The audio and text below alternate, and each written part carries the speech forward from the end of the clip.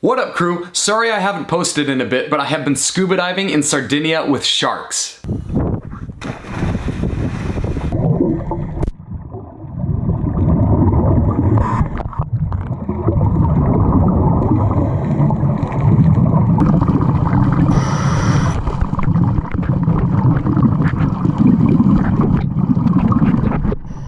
Okay, maybe not real sharks, but I will make another video about that next week. This week's video, however, does have to deal with an Italian, Renee Romeo, and Shark Week. So we've got the same theme going on.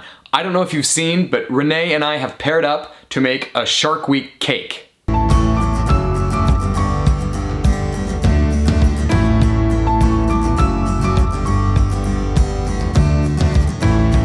We came up with this idea at WorkbenchCon, and she has an amazing channel full of all sorts of creative stuff, but really good with baking. So I'm doing the 3D printing side of this shark, the internal guts and stuff, and she's making the cake. Check out her channel at the end of this, I'll put a link to it. But for this video, I just wanted to show you and a lot of her new viewers that may not know about 3D printing some tips and techniques and an overall general view of how I design and make. Let's check it out. So you can download STL files for free off of sites like Thingiverse from tons of other designers. For this arm, I'm taking it into Microsoft 3D Builder to stretch it and then manipulate the hand to print it the way that I want. As long as nothing is leaning more than 60 degrees, the print will not require any support. I'll describe more on supports later. Now all we need to do is print it out and we're good to go.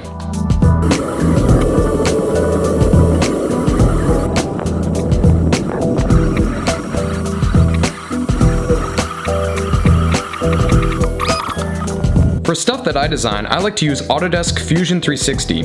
You can get very detailed and exact. This is the license plate from the movie Jaws with a James Bond reference in there. I then send it to the printer to do a special trick to make it have two colors.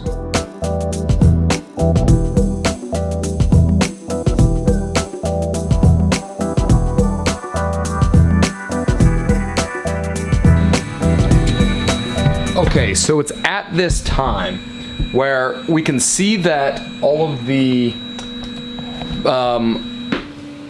plate is getting printed, but we designed it so that we could have different colors come out of it. So what we first want to do is make sure that the old filament is going to be replaced. So what we're going to do is change a filament, and we're going to cut our white filament off and put in purple, which would be the numbers for the license plate. So we're going to keep the same settings on. It's going to think that nothing has moved, but we're just going to add a new filament to it in the middle of this process. So halfway up it's printed with our white. Now it's going to print with our purple to have the numbers on that license plate come off. So the filament is coming out. What we're going to do is replace the white filament, this spool, with our purple. So we just put that in, and we feed it through. So now that all the white filament is out, we're going to feed our purple filament through. So now the white filament is going to be starting to change to purple. And we're going to keep the same settings on. It knows where it's at, it knows where the home is, it knows where it just paused in the middle of the print, and we'll press done. And then we will continue with our print, and I'll show you what it's going to do. And then the nozzle is going to move to where it was, and the plate is going to come up to it. And then it will extrude out to where it was printing before. And that's how you change the filament in the middle of a print.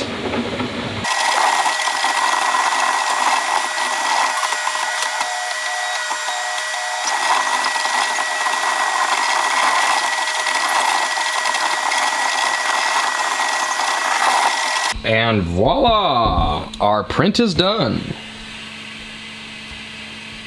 Now let's see how it turned out. Ooh, that looks really good. Nice. I like it.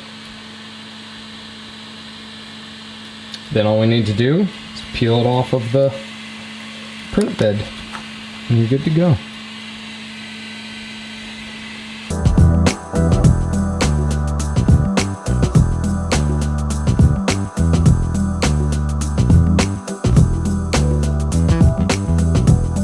Alright, so we have everything done. Now the print is complete, and we have to take it off of the build plate. Now, this one is a magnetic plate, and it just comes right off, which is really nice because it's flexible.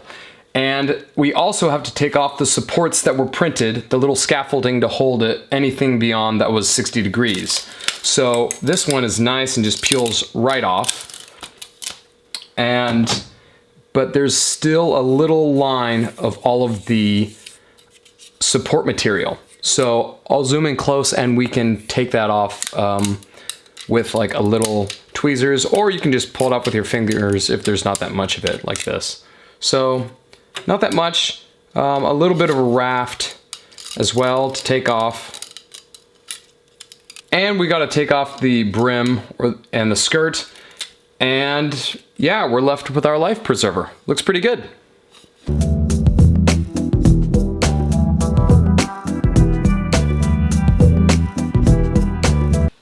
Okay, so now we have all of our prints here. Some things didn't need a raft at all, or a brim or support, like this shark, our license plate, and the surfboard. Same with the shoe and the flip-flop. The shark as well. These are flexible, and the octopus. He's kind of cute. Some things don't work successfully all the time, like this boat. There are small little prints that have failed right here because the boat was beyond 60 degrees. It did pretty well though. This is the SS Minnow from Gilligan's Island.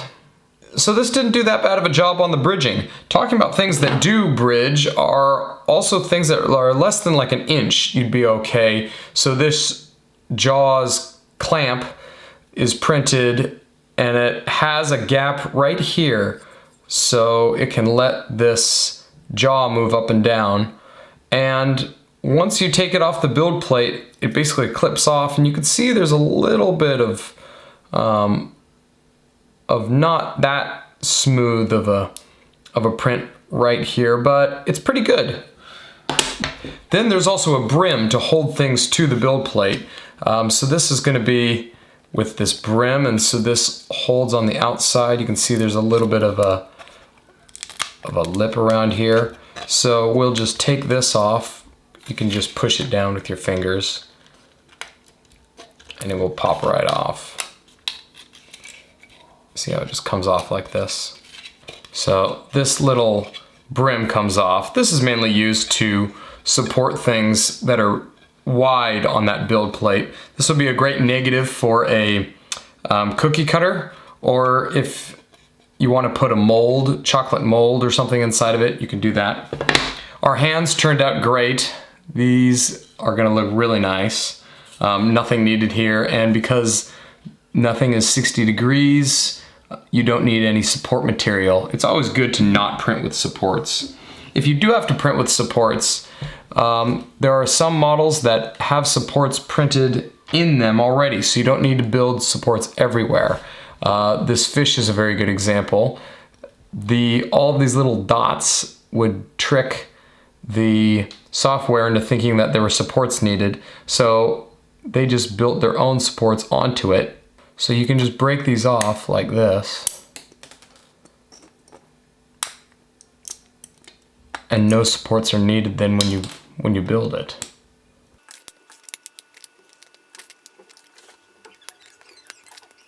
So you can just break these little supports off like this, and then your fish is all done without any supports needed.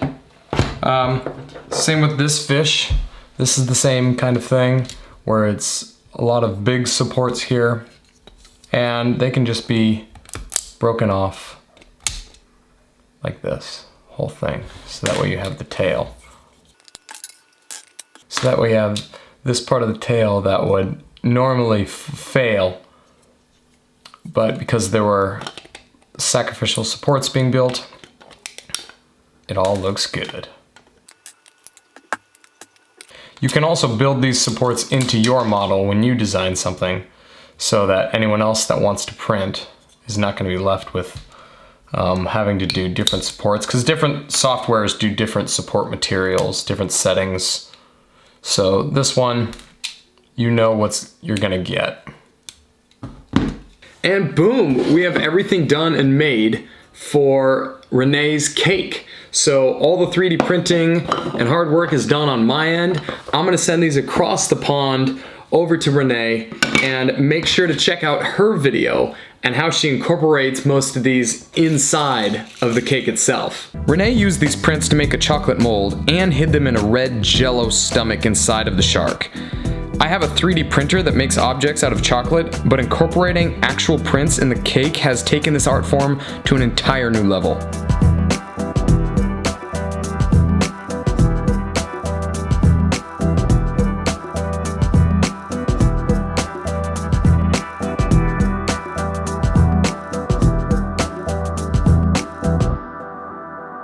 Anyways, I hope you learned some things, and if you want to download the license plate, I'll put it up on my Thingiverse page for free. Make sure to also check out Renee's channel and leave a comment, and you're entered into a contest to win some of the 3D prints from our cake. Renee, thanks so much. This was a blast, and everyone enjoy Shark Week. Let's leave out with a quote.